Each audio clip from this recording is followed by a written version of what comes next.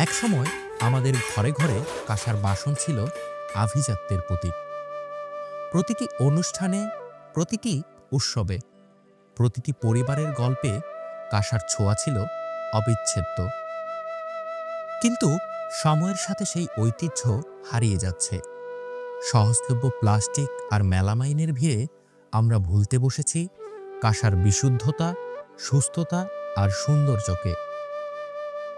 ইসলামপুর, যেখানে শত শত বছর ধরে নিপুণ হাতে তৈরি হচ্ছে খাঁটি কাঁসার তৈজসপত্র, একসময় এই শিল্প বিশ্ব দরবারে এনে দিয়েছিল স্বর্ণপদক।